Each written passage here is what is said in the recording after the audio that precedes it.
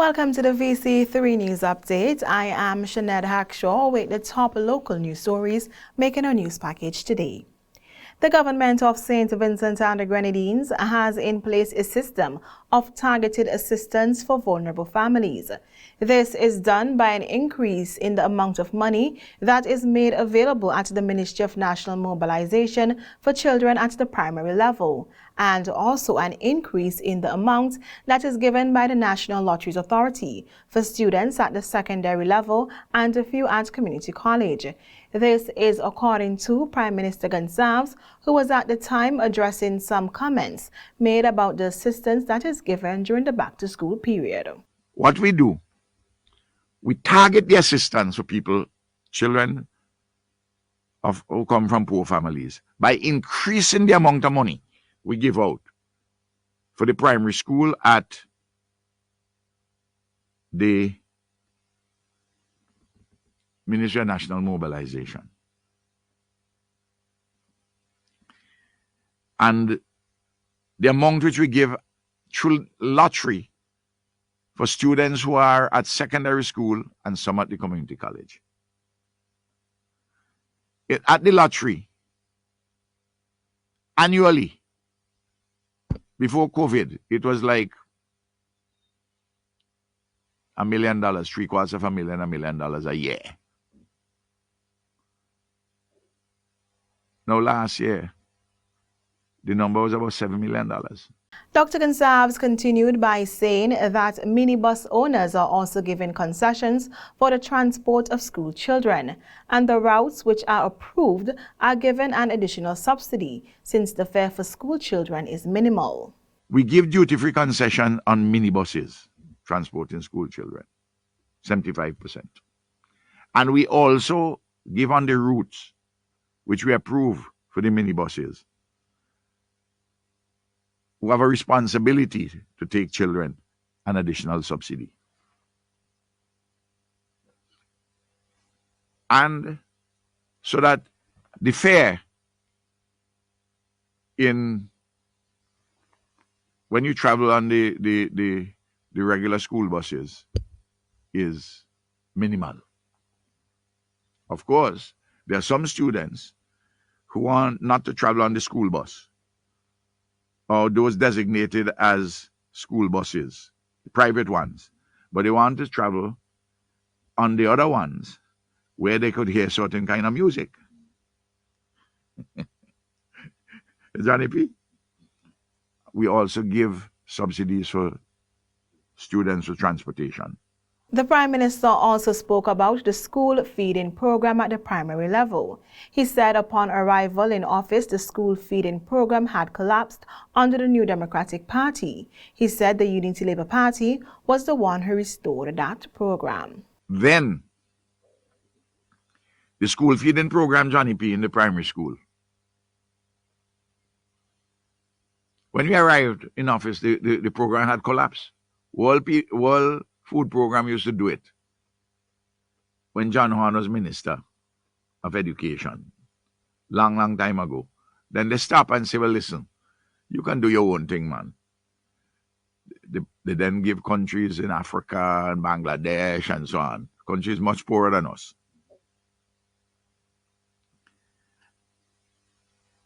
And the program fell. We restored that program. We fixed up kitchens. We equipped them properly. No. The audit was done and was presented to Parliament.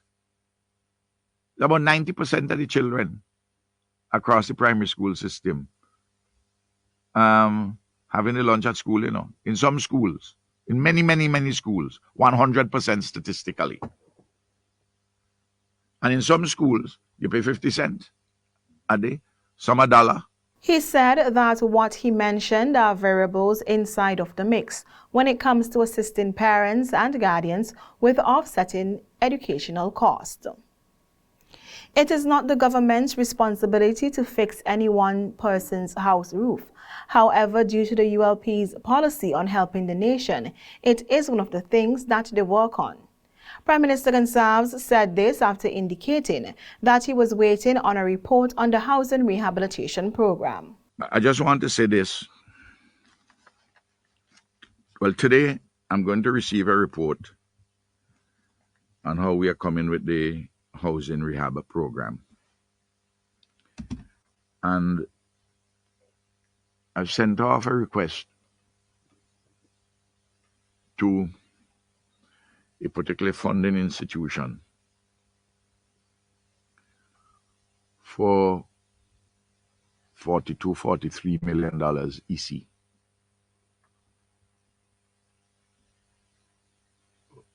For a loan,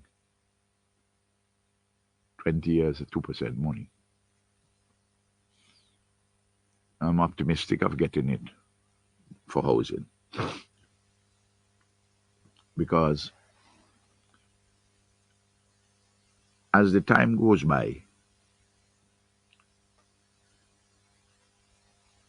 the number of houses affected by SUFRE, that number you're seeing is increasing. The assessment, you don't see the full impact yet, Johnny P. As the months go by, it mightn't start leaking. And you say, well, SUFRE didn't affect you badly, but the wear and tear, which accelerated because of SUFRE, and other weather conditions make the numbers increase. Dr. Gonsalves added that the general situation when it comes to housing is going to be addressed, as in some communities there are bad housing conditions. So the general situation of many, many beautiful houses and stronger houses and better looking houses and larger houses and all the rest of it, through all kind of initiatives of this government and by people themselves. But in communities across the country, there are some bad cases, and we have to sort them out. You know, Johnny P. Day by day with Jesus, but we have to do it. On that, we can't make haste slowly. Still in our local news stories, to honor Africa CARICOM Day, which is observed today, September 7, the Ministries of Tourism and Culture and the Foreign Affairs Ministry will conduct an Afro-Caribbean cultural event. The event took place today at the Old Treasury Building site. The purpose of the event was to promote harmony between the continents and the oceans, as well as to commemorate and bring attention to the relationship between Africa and CARICOM. A cultural showcase and art and craft exhibitions were the highlight of the event. As a platform was given to celebrate the shared legacy, think back on the difficulties overcame, and look forward to the possibilities for progress and collaboration. It is with great honor Africa CARICOM Day is marked, an important milestone in honor of the historical and cultural linkages between Africa and the Caribbean. To commemorate Africa Caribbean Day, Vincentians were encouraged to wear clothing with African or Caribbean influences.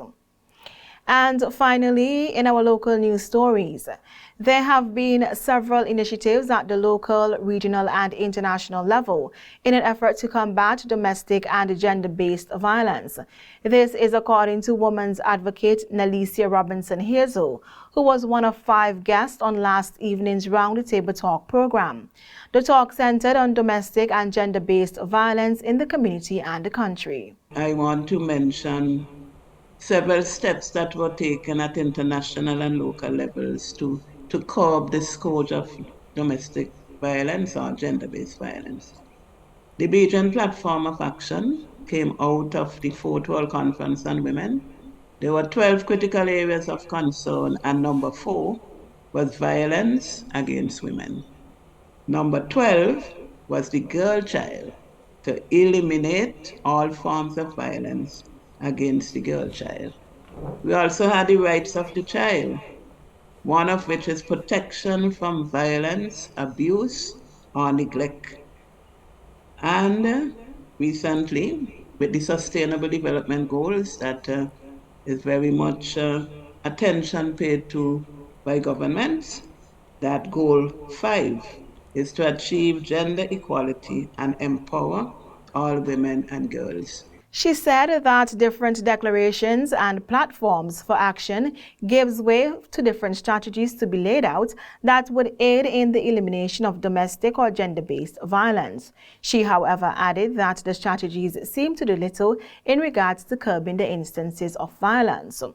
Another guest, Marissa Finch-Burke, who is also the Permanent Secretary in the Ministry of Mobilization, gave an overview of the situation as it pertains to domestic and gender-based violence in SVG. Now, prior to 2015, through the government, we would have established what you call a crisis center, or a form of safe emergency placement for women, especially that have been faced with abuse.